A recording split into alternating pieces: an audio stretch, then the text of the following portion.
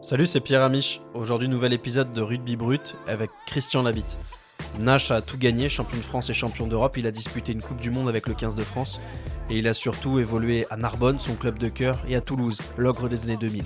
Deux clubs qu'il a aimés passionnément, tout comme les joueurs qu'il a côtoyés. Il revient pour vous et pour moi sur sa carrière, ses hauts, ses bas, et surtout sur ses rencontres et ses moments inoubliables. Bonne écoute à tous. Bon Christian, déjà merci de m'accorder un peu de temps. On va remonter tranquillement le fil de ta carrière et puis de ta vie. Toi, t'es vraiment un enfant du Sud-Est parce que t'es né à Lézignan-Corbière. C'est une ville où le rugby à 13 est roi. Tu te souviens comment t'arrives dans le rugby et à quel moment tu dois faire un choix entre le 13 et le 15?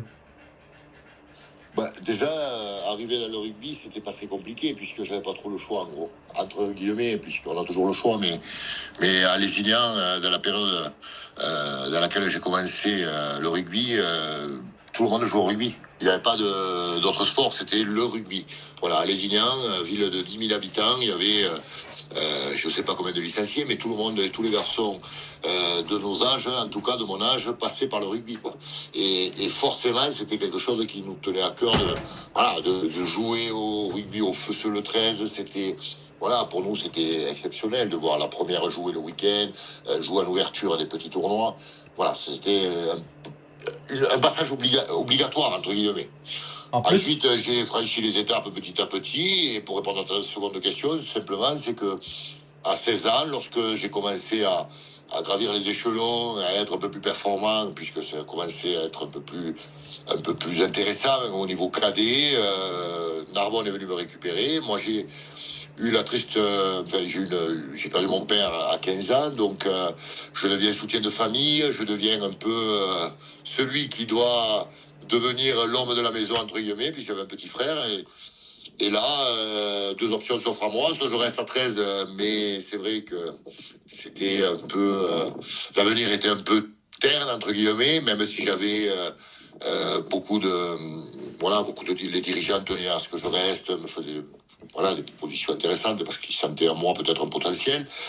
Et puis les dirigeants de Narbonne sont venus me chercher, et m'ont trouvé un boulot rapidement, donc forcément j'ai fait le choix à un moment de franchir le cap, plus par intérêt, je vais dire, que par plaisir, puisque tu joues à cette période-là avec tes amis, tu dois faire un choix sportif et humain, mais je l'ai fait plus par responsabilité, je veux dire. Ce rugby à 13, il va aussi te forger, parce que c'est un rugby frontal, direct, mais aussi assez technique finalement. C'était quoi les qualités de Nash, gamin à 18-19 ans?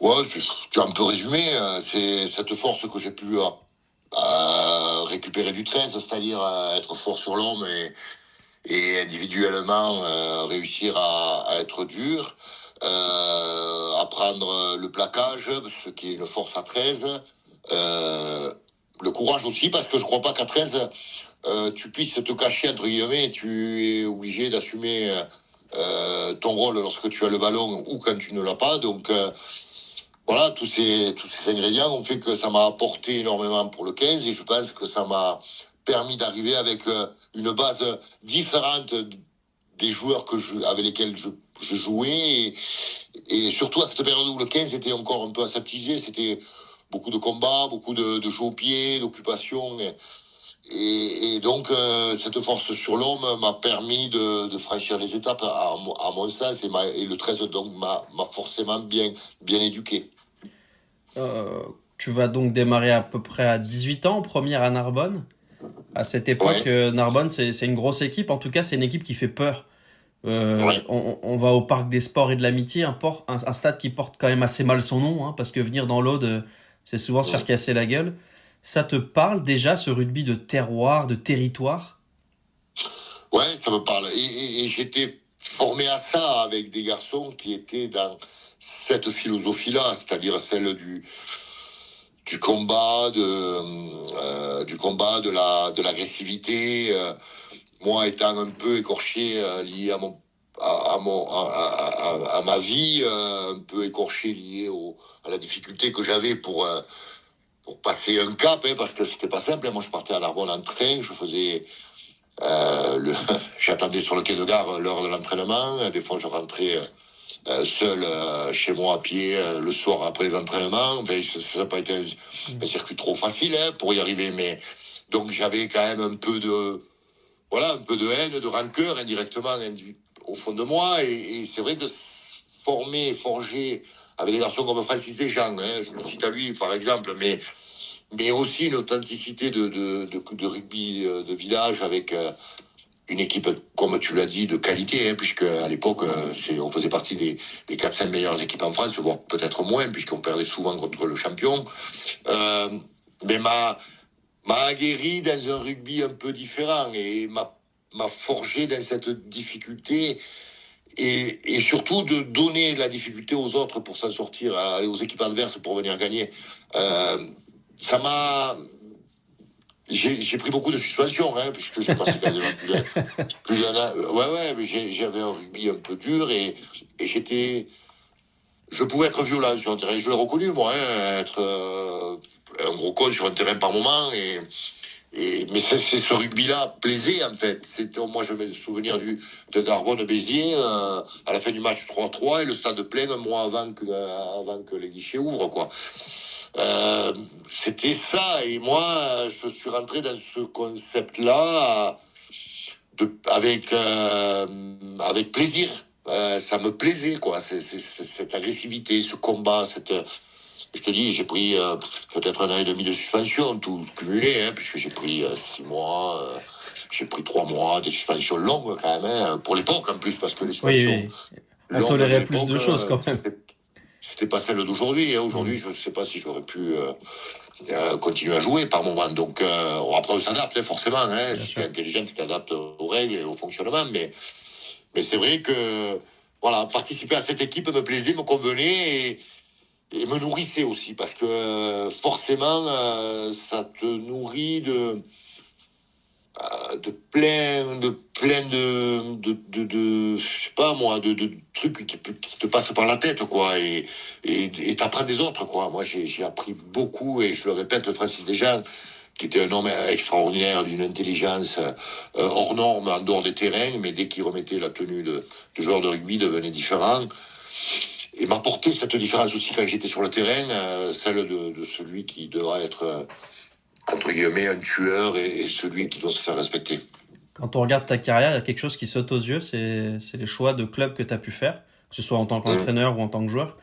Et il y a un truc en commun, en tout cas moi c'est ce que j'ai cru lire à travers les lignes, c'est que ce sont des clubs avec du caractère, de l'identité.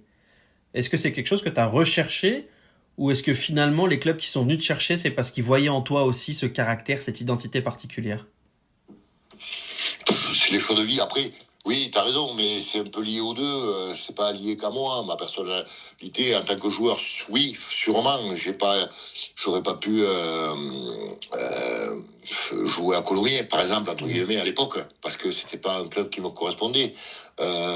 J'étais plus dans un fonctionnement où il fallait jouer dans des endroits où ça réussissait, où ça gagnait, parce que j'aime gagner. Déjà, je supporte pas de perdre. Et puis surtout, après, en tant qu'entraîneur, c'est un peu différent parce que tu es dépendant de ce que. Des autres, quoi. Oui, t'es dépendant des autres, alors qu'un joueur, tu es dépendant de toi. J'ai eu la chance d'avoir des choix de clubs, puisque à l'époque, j'avais beaucoup de clubs qui. Pas beaucoup, mais oui, parce qu'à l'époque, c'était pas comme aujourd'hui, mais. J'ai failli partir à Béziers, et c'est pour revenir à ce dont tu parles, et tu as tout à fait raison, c'est que j'ai failli partir à Béziers, j'ai failli signer à Perpignan, ça s'est joué à rien, mais vraiment à rien, 2 fois à Perpignan et à Béziers, à l'époque où c'était Nicolas le président, après Dagrenat à Béziers, Nicolas à Béziers et Dagrenat à Perpignan, entraîné par Salissé. Chaque fois, ça s'est joué à rien, mais c'est des clubs qui sont venus me chercher à ce période-là en tant que joueur, et c'est des clubs avec lesquels j'aurais pu adhérer, parce que ça me correspondait, et t'as raison. J'ai fait le choix autre, parce que je suis resté, j'ai quasiment fait 10 ans à Toulouse, donc j'ai fait le choix de raison à un moment, mais j'avais cette période-là, le Stade Français aussi, et c'est vrai que Bernard, qui était venu me chercher à cette période-là, Bernard Laporte, C'était à moi celui qui correspondait aussi avec Christophe Dominici, Franck Combat, à l'ADN qu'il voulait mettre en place. Donc, c'est sûrement, oui, un trait de mon caractère, celui d'avoir besoin d'un club où il y a du caractère aussi, quoi. Justement, tu l'as dit, tu vas signer à Toulouse, qui est le géant français. Souvent, la route narbonnaise s'arrête parce que Toulouse vous bat. À cette époque-là, c'est un monstre, hein, le stade toulousain, c'est un géant, t'as la moitié du 15 de France, voire plus. Tu choisis Toulouse parce que tu aimes gagner, parce que c'est immense, parce que Novès, ou un peu tout ça à la fois finalement? Ouais, un peu tout ça à la fois, surtout euh, la période où je vais à Toulouse, c'est un tout. Après, la proximité aussi. Je le cacherai pas. C'est vrai que pour moi, Toulouse, ça correspondait aussi à une vie de proximité par rapport à celle à laquelle j'étais habitué et où encore je pouvais m'occuper un peu entre guillemets de ma famille, notamment de mon frère qui faisait ses études et que je pouvais suivre. Paris, ça devenait plus compliqué, donc voilà. Bon, Oui, après, quand t'es, cette t'es à période-là, 1 heure et demie de route à peu près entre Narbonne et Toulouse. ouais, Donc, à peu tu près, peux donc, imaginer faire des c'était allers-retours dans la semaine ou le week-end si tu joues pas. exactement, c'est ce qui me permettait de pouvoir rester en contact et en relation avec mon quotidien que j'avais eu jusqu'à présent. J'ai quand même quasiment fait 10 ans à Narbonne, donc entre junior et première, donc ça faisait quand même un bout de vie où j'avais commencé à construire, à créer. En partant à Toulouse, ça me permettait de rester dans le fonctionnement, en étant dans la proximité. Paris, pour moi, c'était pas l'endroit qui me fascinait non plus. Aujourd'hui, je l'accepterais plus facilement, mais à cette période de ma vie, je pense que je suis pas amené à une vie parisienne, alors que je me serais sûrement beaucoup plus Ouais, là-bas bien et intégré, j'aurais je pense aimé, aussi, oui. hein. Bien sûr. J'aurais aimé, mais voilà, après il faut faire un choix et puis Toulouse venait d'être champion de France 4 fois d'affilée. Bon voilà, je partais pas à l'inconnu, même si je savais que ça allait être compliqué, parce que tu rentres dans un fonctionnement où le club a été champion pendant 4 fois d'affilée et que c'est jamais très simple de rentrer dans ce genre de groupe. En plus, à ton poste, tu découvres une concurrence qui jusqu'à là t'était inconnue parce que t'arrives, il y a un petit peu de matériel quand même. Dispine, Maka, Sowerby, Pelouse, en troisième ligne, t'as Bouillou, Brennan, Nyanga qui pousse. C'est difficile la concurrence pour toi? Non, moi elle m'excite cette concurrence en tant que joueur. Elle me donne envie de justement me dépasser. Je crois que c'est ce qui nous fait avancer. Moi, en tant qu'entraîneur, j'ai toujours essayé d'apporter de la concurrence aux hommes forts même de l'équipe, parce qu'on est fort que on a le sentiment d'avoir besoin de se surpasser tous les jours. Je crois pas que quand tu vas au boulot dans ton quotidien que tu as le même fonctionnement, ça te sert à progresser. Et si tu veux progresser, il te faut avoir une carotte. Et la carotte, en tout cas, dans ce sport, c'est surtout d'avoir quelqu'un qui te pousse à te mettre sur le bord. Moi, j'ai eu la chance de quasiment tout jouer pendant 8 ans. J'ai eu la chance de jouer plus que jouer parce que je surjouais par moments. J'aurais des fois mieux fait de me reposer. Ça m'aurait servi plus que ça. Mais c'était une autre période aussi. On avait de la concurrence, mais à la fois... quand tu étais installé dans une équipe, tu n'en sortais pas trop, quoi. Et les années où on faisait les 2 finales, par exemple, et moi j'ai le souvenir, en 2003, on fait les 2 finales, donc ça veut dire qu'on va au bout des 2 finales. Le lendemain de la finale du championnat, qu'on perd contre le Stade français, on part en tournée avec l'équipe de France. On fait un mois de tournée, on fait Argentine, Nouvelle-Zélande, je me rappelle plus trop, mais à peu près. Et derrière, on rentre 3 semaines après. Je suis pris en équipe de France pour faire la Coupe du Monde. Et on repart pour 4 mois ensemble en préparation de la Coupe du Monde. Ouais. Et après, on part en Australie. Et en suivant, je reviens le lundi ou le mardi. Et le samedi, je rejoue avec le club, quoi. C'est-à-dire qu'en fait, j'ai pas eu de latence, quoi. Et même à l'équipe de France, finalement, j'ai été dans cette Coupe du Monde quasiment tous les week-ends sur le pont, puisque je couvrais 7-8 et j'étais quasiment dans tous les matchs, quoi. Donc, j'ai pas arrêté, quoi. On a passé des périodes où, aujourd'hui, ça me fait rire, et même moi, en tant qu'entraîneur, des fois, je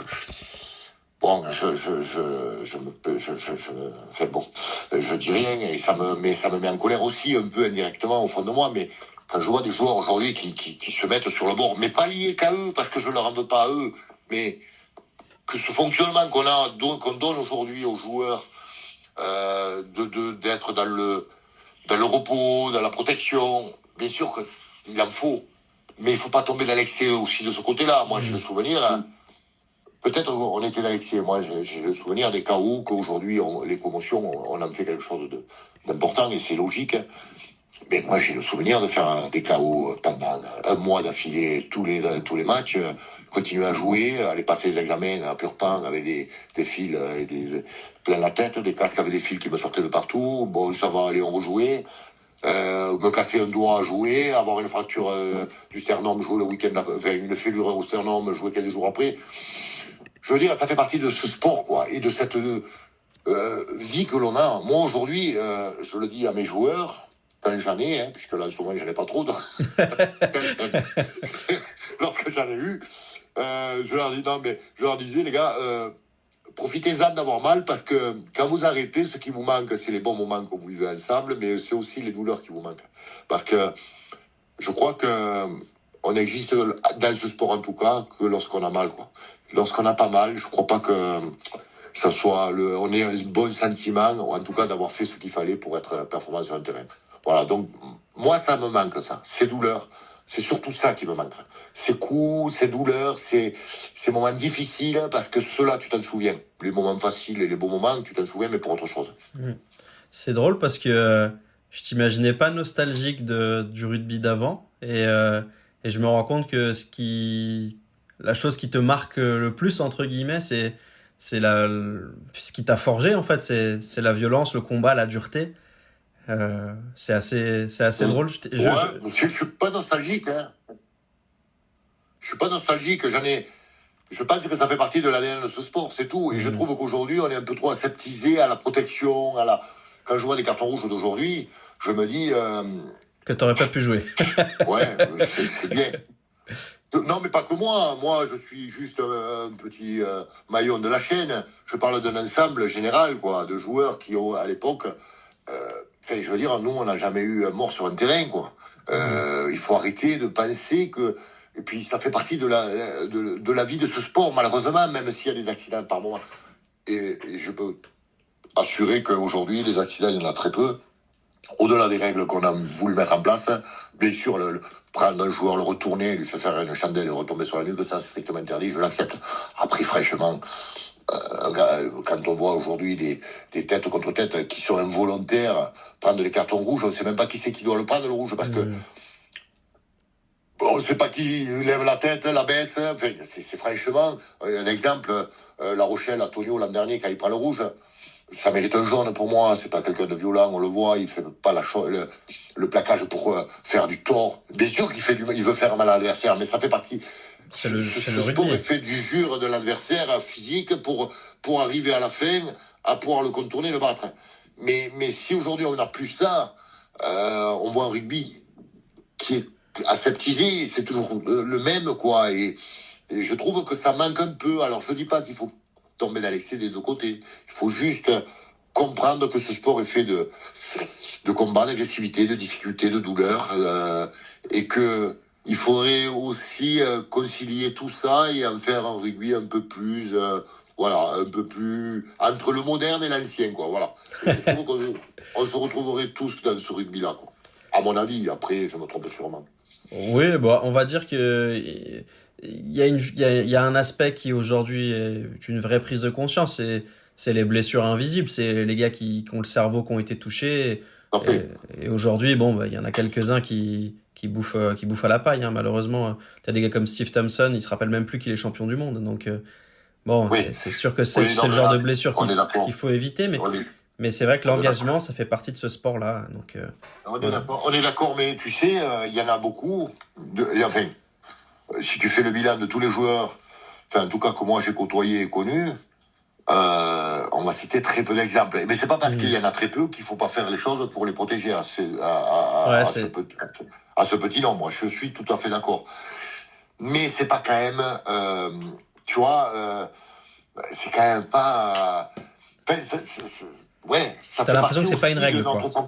Ouais, c'est pas quand même ce qui voilà, c'est pas permanent, quoi. Il y en a Ouais. pas il y en a pas beaucoup. Il y en a. Alors bien sûr qu'il y en a et il faut les protéger. Pour ceux à qui arrivent des choses comme ça. Après on se dit c'est trop tard, mais sur le nombre de joueurs, si tu fais le bilan, c'est quand même peu par rapport à tout ce qui s'est passé dans ce sport, quoi. Enfin, à mon avis. Voilà. Ouais, non, mais après, tu sais, on discute. Moi, je suis pas forcément d'accord avec toi, mais je comprends ton point de vue à 100%. Et puis, il y a aussi, peut-être que le rugby a un peu changé aussi. Aujourd'hui, les mecs sont, je sais pas, peut-être que je me gourre, hein. J'ai l'impression que les mecs aujourd'hui, c'est tous des avions, quoi. Tu vois, il y a que des monstres. Les gars, ils courent à 34 km/h, ils font 110 kilos. Donc, il y a plus vraiment de période de repos dans un match, donc les chocs se multiplient. Je sais pas, je me rends pas compte comme contrairement à toi, j'ai jamais Ouais. été pro, donc je sais pas trop. Non, mais moi, si tu veux, tout le monde me dit ça parce que je pense qu'aujourd'hui, le rugby, on le voit différemment par rapport à avant. C'est-à-dire qu'il est médiatisé, on le voit mieux, les caméras sont différemment positionnées, des angles de meilleure qualité. Mais je suis pas convaincu qu'avant, il n'y avait pas aussi de vitesse. Moi, je peux te dire que aujourd'hui, on me dit c'est des avions de chasse, c'est des. Et c'est des Moi, je suis pas Formule 1, tout convaincu. ça. Ouais. Je crois pas qu'à l'époque on se préparait moins. Moi, j'ai connu le rugby professionnel, on se préparait pareil qu'aujourd'hui. Puisque j'étais entraîneur, je peux en parler, je sais comment ça se passe. Donc, j'ai eu des deux côtés, donc je sais de quoi je parle. Et je suis pas convaincu que des Christophe Dominici étaient moins performants que Bien Le Barré, par exemple. Oui. Tu vois, Oui. je suis pas convaincu qu'à l'époque, sans préparation, Serge Blanco n'allait pas aussi vite qu'un Brice Dulin, où on n'était pas mieux préparé que lui, physiquement. Oui. Des Fleur Fritz, Yannick Josion, je suis pas convaincu que si aujourd'hui ils avaient 10 ans de moins, ils seraient pas titulaires et ils seraient aussi performants que ce qu'il y a, sinon plus. Et en plus, ils auraient même pas, si tu veux, on n'aurait pas la sensation que il y ait une grosse différence par rapport à. Enfin, tu vois, je crois que bien sûr que les temps changent, que les garçons se préparent différemment, mais enfin. On s'est toujours préparé de la même manière, il faut pas rêver. Moi, j'ai préparé des Coupes du Monde en 2003, en 99 quand je suis arrivé, en 97 quand je suis arrivé au stade, on était professionnels, on faisait la muscu tous les matins et on s'entraînait et on courait autant qu'aujourd'hui. Moi, j'ai même l'autre fois regardé une photo parce qu'aujourd'hui on dit il y a des monstres sur un terrain. J'ai regardé l'autre fois, il y avait une photo de Béziers puisque bon, moi je suis dans la région et il y avait une photo sur je sais plus. De l'équipe de Béziers champion de France, qu'il a été maintes et maintes fois. Et là, je me suis rendu compte que, en fait, tu m'entends bien, ouais. Ouais, je t'entends moins bien, mais je t'entends. Mais des Armand Vacquerin, physiquement, aujourd'hui, je défie quiconque de me montrer un pilier aussi près physiquement que Armand Vacquerin à son époque. On voyait les tablettes, il avait des pecs. C'était un animal, quoi, physique. Aujourd'hui, quand je vois certains piliers, quand on voit des palmiers, des Estèves qui faisaient 2,5 m ou 130 kilos, peut-être qu'ils n'avaient pas les tablettes, mais si je regarde tous les joueurs d'aujourd'hui, ils n'ont pas tous les tablettes. C'était un autre rugby, ça allait moins vite, il y avait un autre fonctionnement de jeu. Je crois que ce qui a beaucoup apporté, c'est les règles. C'est les règles qui ont donné un sens au rugby différent, c'est-à-dire qui ont permis aujourd'hui de donner une vraie qualité de jeu, un vrai visuel qui permettent d'adhérer à ce sport. On est d'accord. Moi, j'ai passé des périodes pendant ma jeunesse en montant ou en montant en jouant en première. Où, presque on me reprochait de prendre les ballons, d'avancer avec le ballon, quoi. Ce qu'on voulait, c'est avancer avec le pied, quoi. Ça, c'est sûr qu'aujourd'hui, c'est différent. On se regarde devant les matchs de rugby, pas tous, parce qu'il y a encore des matchs qui sont. On se un peu plus, ou en tout cas beaucoup plus, de voir du rugby. Ça, c'est la réalité. Mais je ne suis pas convaincu que les joueurs ne sont plus physiques ou plus fort ou plus dur qu'avant. C'est pas vrai. Ouais. Moi, en tout cas, moi, je crois pas. Et je le crois pas pour la simple et bonne raison, c'est que j'étais entraîneur, que j'ai eu des joueurs qui ont joué au plus haut niveau, et il n'y a pas si longtemps que ça. Et franchement, j'ai pas été très impressionné, quoi. Voilà. On va revenir à ton passage à Toulouse, qui est couronné de succès, notamment 4 titres, 2 en top 14 et 2 européens. Quel souvenir tu vas garder de ton passage toulousain?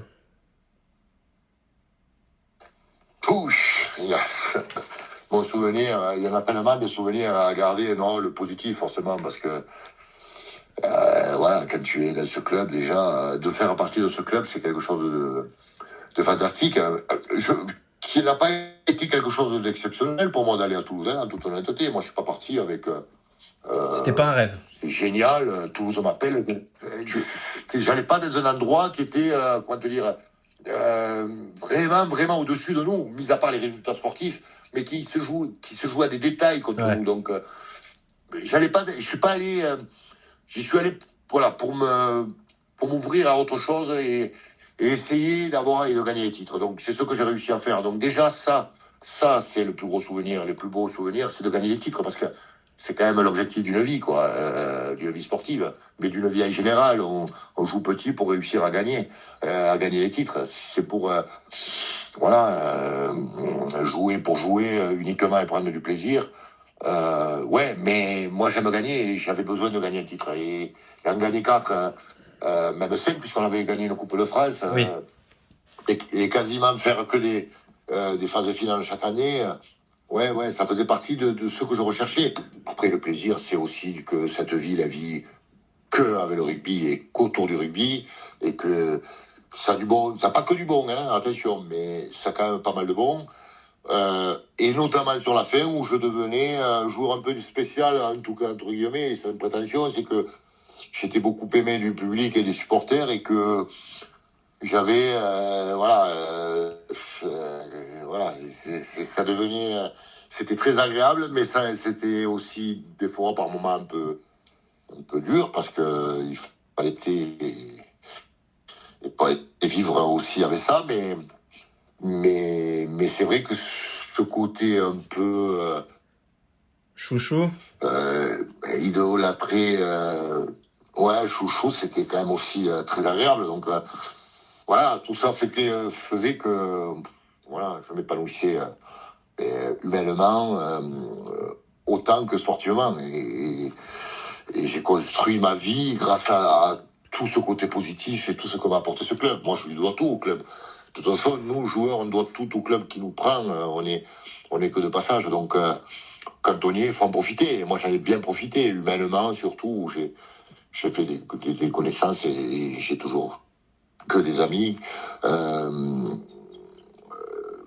J'ai appris à connaître un Guy Lovès que je connaissais pas et qui m'a forgé aussi dans son fonctionnement, c'est-à-dire celui de plus être un joueur dur, con et qui est sanctionné régulièrement, mais et qui s'apporte à lui autre chose que le combat, l'agressivité, et qui prend des cartons. J'ai appris à connaître des joueurs avec lesquels aujourd'hui je suis intimement lié. Et puis surtout, encore une fois, je le répète, ce plaisir d'être adulé lorsque tu gagnes, et de rentrer avec un trophée à la maison, entre guillemets, et vivre ce qu'on peut vivre lorsqu'on est champion. Tu parles de ta relation au public. Le public toulousain, c'est pas le même que le public à Narbonne. C'est pas tout à fait la même. On va dire qu'il n'y a pas la même passion, entre guillemets. À Toulouse, le public est magnifique quand ça gagne et peut-être un peu plus discret quand ça perd. Quelle est l'importance? C'est une question très con, mais en fait, comme j'ai jamais été joueur sur un terrain professionnel, tu t'en doutes, c'est quoi l'importance du public? Est-ce que le public change ta manière d'être ou révèle quelque chose chez toi? Ouais, je crois. Bien sûr que ça t'apporte énormément, et on le voit, toutes les équipes, des fois, qui sont pas forcément les meilleures ou les plus costauds à la base, réussissent à faire des exploits chez elles. Pour cette raison, le public te transporte, t'apporte. influence aussi, influence des fois les choix d'arbitre, les choix des décisions. Et une décision dans un match, elle peut être des plus importantes pour une stratégie de match, une fin de match ou un début de match ou un match en général. Mais le public, il t'apporte cette force par moment où tu sais, des fois, tu arrives à être au max de ce que tu peux donner parce que tu n'as plus d'énergie, tu n'as plus d'essence, et encore plus à l'époque où on n'avait pas l'avantage de sortir souvent du coaching. On y restait, quoi. Et par moment, tu vas chercher les moindres forces que tu peux pour aller chercher ou plaquer ou prendre un ballon, avancer.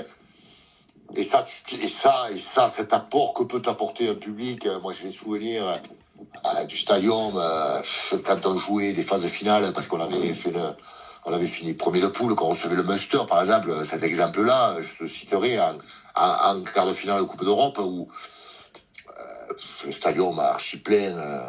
Voilà, quand tu as le sentiment que tu es poussé, que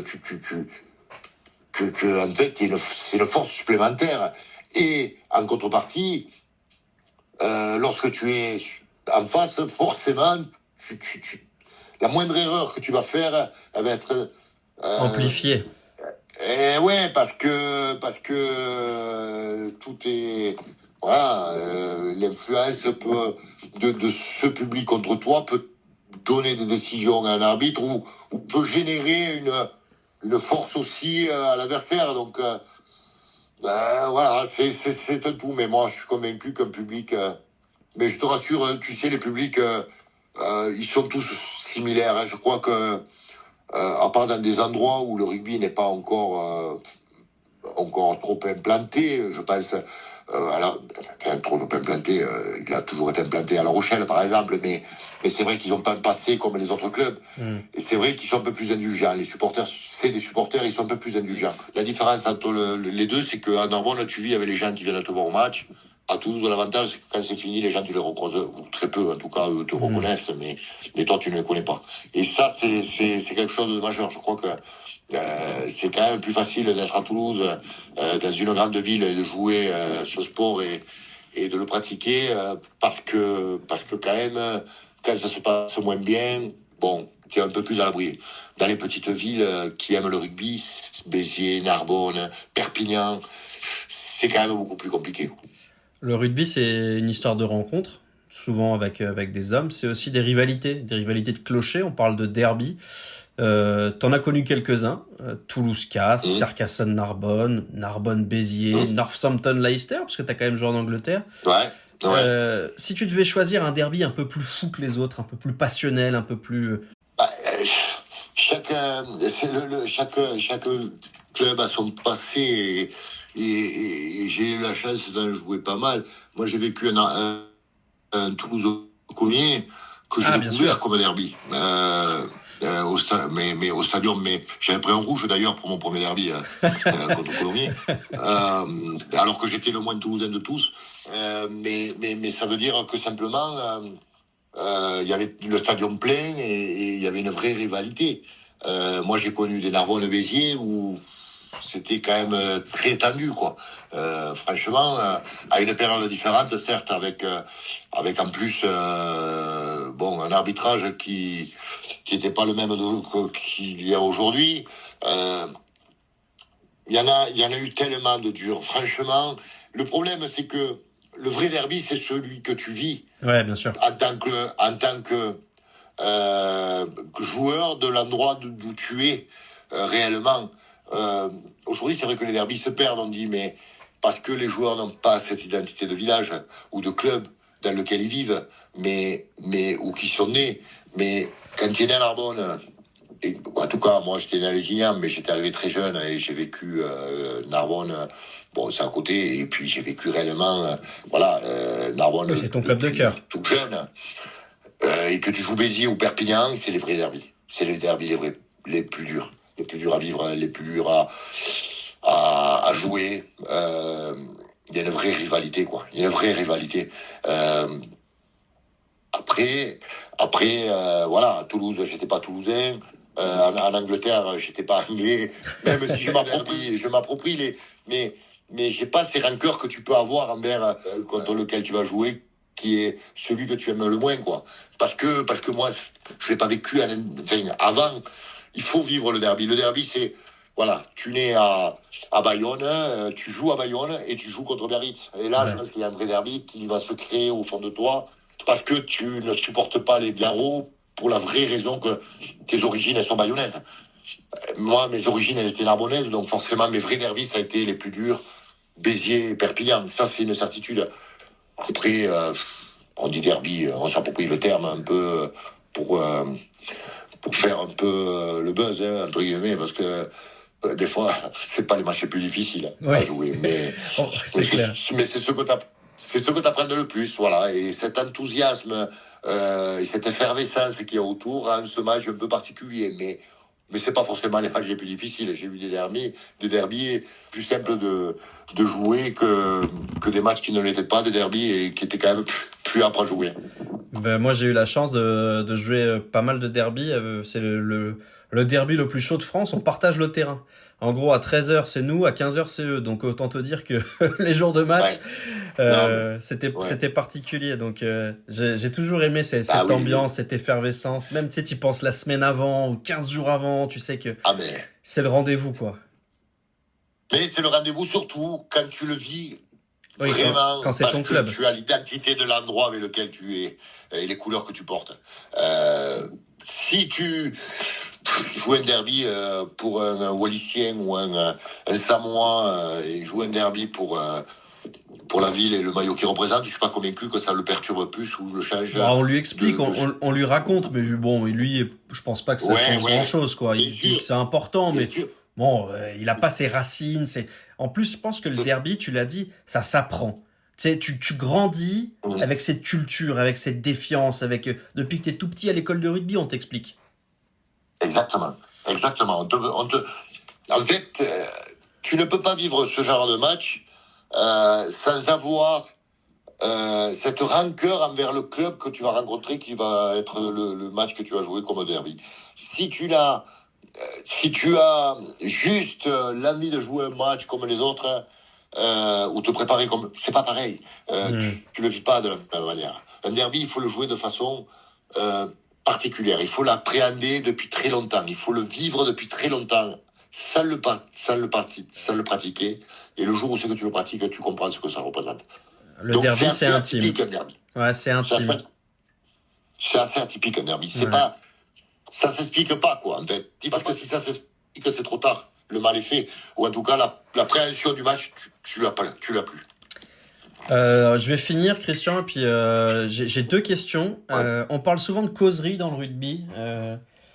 Est-ce que tu te souviens d'une causerie en particulier, d'un moment où les paroles d'un capitaine t'ont touché, ou toi, ce que tu as pu dire, tu es allé le chercher au fond de tes tripes? Ça fait partie un peu des moments mémorables dans un vestiaire. Est-ce qu'il y en a une qui te revient? Il y en a beaucoup. Je ne vais pas dire moi, parce que moi, j'ai toujours été sur la corde sensible pour essayer de redonner un peu de sens à un match, aux joueurs, avant de jouer un match. Non, moi, j'en ai vécu de très... moi, la plus belle, c'est Bernard Laporte pour 2003, pour la Coupe du Monde. Je ne sais plus quel match. Je crois que c'était Irlande. Et je ne suis pas sur la feuille. C'est le seul match que je n'ai pas joué. Ou en tout cas, je n'étais pas dans l'équipe ou dans le groupe. Pour des raisons stratégiques, et que je l'entendais. Mais il m'a fait remettre les maillots aux joueurs, moi, en disant aux mecs que, en fait, c'était presque anormal que je n'y sois pas, que c'était stratégiquement pour des raisons sportives, que j'avais accepté, forcément, parce que quand c'est légitime, tu peux les comprendre. Et son discours a été basé sur le fait que c'était pas normal que je ne sois pas titulaire, c'était pas normal que j'en vivrais plus de Coupe du Monde, entre guillemets, et que c'était sûr que je n'allais plus en vivre, puis j'ai fait ma Coupe du Monde à 34 ans, et que les joueurs devaient se donner aussi pour ça, quoi, parce que je devais donner sûrement l'exemple aux gars et j'étais pas là quoi, sur le terrain. Donc ça a été un moment fort pour moi en tout cas et ça m'a beaucoup touché. Bon, le week-end après j'étais remplaçant et je jouais la demi-finale, donc ça a été vite gommé, hein, forcément. Et ensuite, des moments d'émotion dans un vestiaire avec un match, ouais, il y en a eu énormément, mais elles sont toujours dépendantes des moments, quoi. Tu sais, une causerie, elle vient par rapport au match, au moment, et l'équipe que tu vas jouer, et des fois, tu perçois les choses différemment. Il y en a tellement de causeries. Aujourd'hui, tu joues tout le week-end, c'est difficile de faire le même style de causerie. Il faut être par moments dur, il faut être par moments sensible avec les hommes parce que tu les ressens un peu amorphes ou un peu tendus. Moi, c'est celles celles qui m'ont toujours touché, c'est celles qui ont été faites avec de la sensibilité en s'appuyant sur sur des choses beaucoup plus simples, quoi. Et encore une fois, je crois qu'une qui nous avait vraiment marqué à tous, hein, puisqu'on faisait une demi-finale je crois que c'était une finale de Coupe d'Europe, et Guy Novès nous avait fait un discours sur un jeune qui était au club et qui était un supporter, mais qui était passionné, qui était là, et qui venait de décéder la semaine, et ses parents avaient envoyé une lettre d'une page, et il nous l'avait lu. On connaissait ce joueur, ce garçon, on l'avait connu, côtoyé, et là, forcément, ça avait été très émouvant, et forcément, on n'avait pas besoin de se mettre des grands coups de tête avant de rentrer sur le terrain. Je crois que naturellement, on était prêts, quoi. Voilà. Et c'est là où, forcément, on est des grands garçons, des 2 mètres, 120 kilos, mais on est aussi sensible et forcément, des choses comme ça sont... Des fois, ce genre de causerie est plus émouvant et plus dur à gérer émotionnellement que de se faire rentrer dedans en se faisant insulter, quoi. Voilà, donc il faut trouver juste l'équilibre, le juste milieu par rapport à l'équipe et le groupe, et je crois que c'est la force aussi des managers, c'est d'être dur quand les hommes sont pas forts et plus doux quand les hommes sont excités, quoi. Voilà, c'est je crois la force aussi d'une préparation de match. On m'a raconté une causerie où c'était un Narbonne Stade Français ou un Stade Français Narbonne où t'avais une voiture à vendre. C'est une connerie ou c'est vrai? Une voiture à vendre? Ouais, on m'a raconté ça que oui, mais moi après je suis quand même t'es taquin. Ouais, je suis taquin, je suis très très bon vivant, moi. Hein. Moi, je suis un gros déconneur. Et je suis toujours passé pour celui-là, quand même. Hein. Moi, j'ai passé des périodes les causeries. Alors, forcément, des périodes où on a été quand même un peu dominateur avec le stade. Et quand on jouait, j'ai le souvenir de ce pauvre Daniel Santamans. Et un jour, il nous prépare, on reçoit Montauban, qui à l'époque était costaud, hein, attention, c'était la belle équipe de Montauban, on les reçoit au stadium, et puis lui, je sais pas, il avait une affection particulière pour les Montalbanais, parce qu'il avait dû en entraîner beaucoup, je sais pas pourquoi, dans la jeunesse, des jeunes, il avait eu des jeunes, et il nous parlait de tous, alors il commençait à nous dire, les gars, alors il nous tape dessus, parce qu'il nous sentait un peu, on déconnait, c'est vrai qu'on n'apprenait pas tous les matchs, comme une finale, quoi. Ouais, parce que comme d'autres équipes, parce que c'est vrai qu'on avait quand même une force collective et on le savait. Et alors ils commencent à nous dire le 1, le 2, le 3, c'est des tueurs, ils vont vous crever à mêler. Le 4 et le 5, et il n'y a pas photo entre eux et vous. Alors là on commence à baisser la tête, tu vois, à rire, et puis il cite tous les mecs, en fait, tous les postes, et il oublie le 14, en fait, je sais pas pourquoi. Il dit le 12, le 13, vous allez voir le centre, le 11, il va te 1000, il est plus fort que toi. Je sais plus qui c'est qui joue à l'aile. L'arrière, il va pas se pousser. Enfin, il nous cite et il dit pas le 14. Voilà, on était tous la tête en bas, tu vois, en train de... Et puis, à moi, qui sent que je commence à être la tête baissée, à pleurer de rire. On prenait des fous rires, mais je peux te dire qu'on pleurait. Et là... Et toi, pourquoi ça te fait rire, Nash? Ça te fait rire T'as pas peur. Pour toi, c'est quoi qu'il faut qu'on fasse alors, puisque tu es plus fort? Mais comment ça? Il se prenait en colère parce que il m'avait pris à moi en train de rigoler. Et il me dit, qu'est-ce qu'il faut faire? Et là, je dis, il faut jouer sur le 14. Hein. C'était le seul qui n'avait pas cité, qui était bon. Alors là, tout le monde se met à exploser parce que c'était une l'ivresse. Mais écoute-moi, on pleure, tout le monde pendant un quart d'heure, on s'est mis à pleurer de rire. Et là, après, on est rentré 30 points à Montauban, ou 40 points, hein, je veux dire. Ils nous ont vendu comme c'était les All Blacks, ouais, 40 points à la sortie. Mais bon, voilà, ça, c'est des moments, franchement, et ça m'a toujours fait rire. Et j'ai toujours regardé, parce que nous, on a rigolé tout le temps, on faisait les préparations, alors quand c'était tendu, les matchs et tout ça, forcément, c'était un peu... Mais des fois, il est vrai qu'on était une bande de cons, de potes, déjà, et c'est vrai qu'on avait quand même pas mal de cons dans l'équipe, et à Toulouse, et quand il y avait des Desbrosses, des Delegue, des Yannick Bru, des mecs, des Didier Lacroix, toute la génération dans laquelle on a fonctionné, qui étaient que des bons mecs, mais des mecs, on était tous dans le même état d'esprit, la même humeur. Et les préparations, des fois, partaient en couille. On prenait de ces fous rires.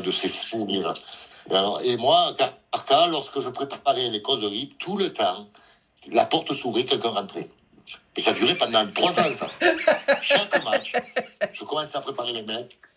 Et là, je commence à parler les mecs sérieux, pam, la porte s'ouvre, le docteur. Bon, allez, rentre, allez, on fait je prépare le week-end après. Le kiné qui a... Oh merde, pardon. Après le président. Mais écoutez-moi, je n'ai pas fait une causerie pendant 3 ans sans que, au moment de la causerie, quelqu'un qui rentre. Alors, à la fin, au début, on a rigolé, quoi. À la fin, au début, c'était un peu... À la fin, tout le monde pleurait de rire. Dès qu'ils entendaient la porte s'ouvrir, tout le monde se posait de rire. Le running gag. Après, je leur disais, bon, fermez la porte à clé, fermez les volets, fermez la porte à clé. Des moments un peu particuliers, mais c'est des bons moments, gars, parce que tous ces moments qui soient des moments tendus, parce qu'on est stressé, qu'on en a peur, des moments de détente, par moments comme tout ce que je viens de citer, ça reste des moments importants pour notre sport. Et c'est presque plus important que le dénouement du match, parce que le dénouement, il est déterminant pour une saison, mais ces moments-là, ça reste des moments où t'as pas encore la pression du match, le résultat, et c'est quand même pour moi les meilleurs. Forcément, c'est quand même ce qui restera de positif dans cette journée du match où, mis à part ça, tu peux encore, et puis bien sûr l'après, quand ça se passe bien, forcément. Mais c'est différent. Là, il y a quand même le stress, la pression, et aussi cette décompression par moment qui fait que ça rend le moment un peu atypique. Ouais. Christian, quand on fait le bilan finalement de ton passage en tant que joueur, et on va pas faire le bilan de ton passage en tant qu'entraîneur parce qu'il n'est pas terminé, mais tu vas gagner des trophées quasiment partout, tu vas disputer une Coupe du Monde, 17 sélections avec l'équipe de France à une époque où la densité est énorme, tu vas connaître la gloire à Toulouse et la passion à Narbonne. Est-ce que le gamin de Lézignan-Corbière est fier de ce qu'il a accompli ?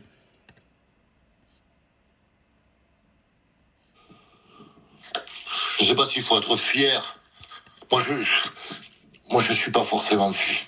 Je pense que c'est à mon fils d'être fier de moi.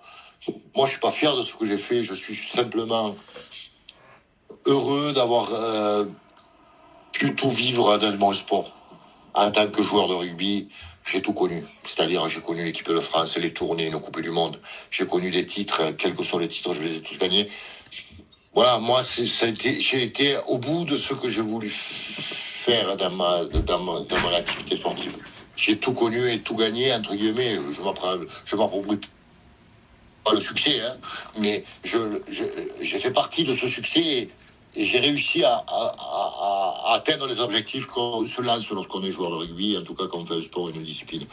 Moi, j'ai été au bout de tout ça. Voilà, j'en avais la détermination et l'envie et je l'ai réussi. Donc, je ne sais pas s'il faut être fier, il faut juste être heureux d'avoir réussi ça. La fierté, je pense que c'est pas à moi à l'avoir pour moi. Je pense que c'est à mon fils à l'avoir pour moi, en disant, voilà, mon père a été un bon joueur de rugby, il a réussi à atteindre tous les objectifs qu'on peut atteindre lorsqu'on est joueur de rugby dans une carrière au plus haut niveau, puisque j'ai eu la chance aussi de ne jouer qu'en top 14 et connaître que le top 14. Donc, voilà.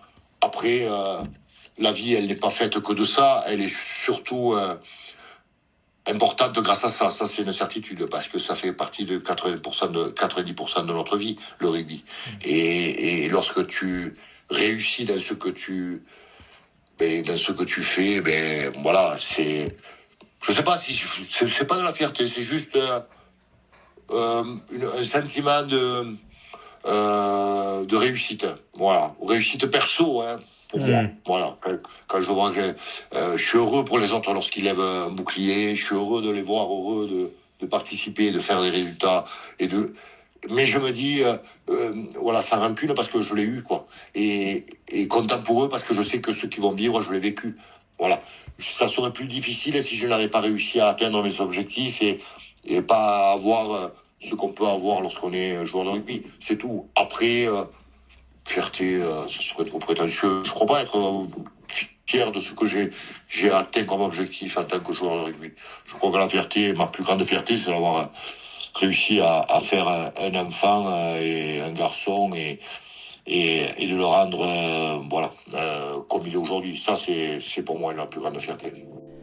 Voilà, vous venez d'écouter Rugby Brut avec Christian Labitte. J'espère que cet épisode vous a plu. Il y en a plein d'autres qui sont en préparation et d'autres qui sont déjà dans les cartons. N'hésitez pas à vous abonner à la chaîne pour ne rien louper. Si cet épisode vous a plu, vous pouvez le partager, le noter et en faire la promotion auprès de vos amis, de vos coéquipiers, de vos familles. Et puis s'il vous a pas plu, mentez, dites que c'était super. Je vous l'ai déjà dit, mais vous, ça change rien et puis nous, ça peut vraiment nous filer un coup de main. Merci à tous de nous avoir écoutés et à très vite pour un nouvel épisode de Rugby Brut.